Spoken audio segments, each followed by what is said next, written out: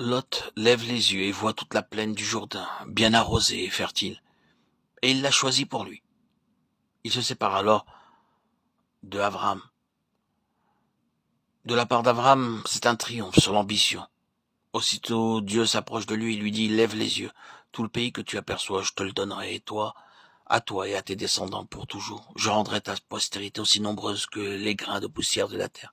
Genèse 13, 14, 16. C'est là qu'est le chemin de la vie. Cet esprit d'acquisition terrestre, d'ambition, de gratification, ce besoin de posséder quelque chose ici-bas, devient pour Lot le chemin de la mort. Abraham abandonne tout ce qui concerne ce monde, l'abandonne pour Dieu, et Dieu intervient. Et c'est ainsi que Lot se sépare d'Abraham. Qu'est-ce qui est arrivé? Est-ce que ce sera la fin de cette parenté qui avait été durant tout ce temps une cause de limitation?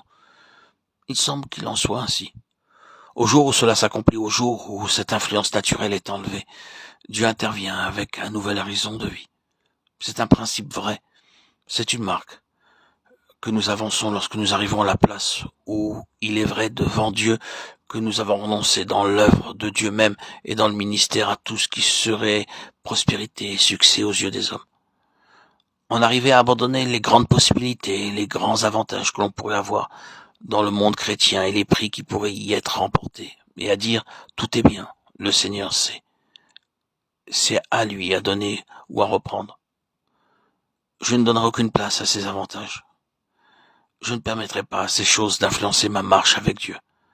L'ambition ne dictera pas mes pas. C'est une marche certaine de croissance.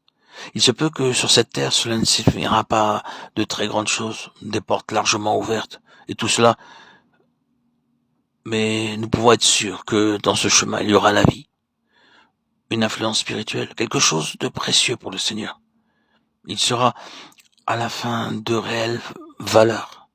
Mais ce chemin nécessite quelquefois et avant tout ce conflit contre l'ambition dans lequel doivent être repoussées toutes ces suggestions et toutes ces influences. Et il faut ensuite que nous arrivions à la place où nous voyons que le chemin de la vie consiste à marcher avec Dieu, alors même que cela nous coûterait tout.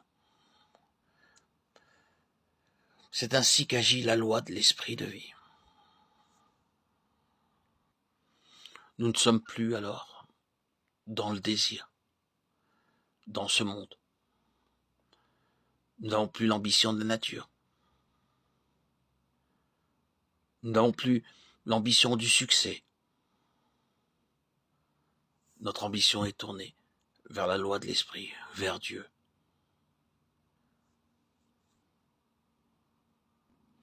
L'esprit de vie nous anime et nous allons toujours de l'avant, édifiés de jour en jour.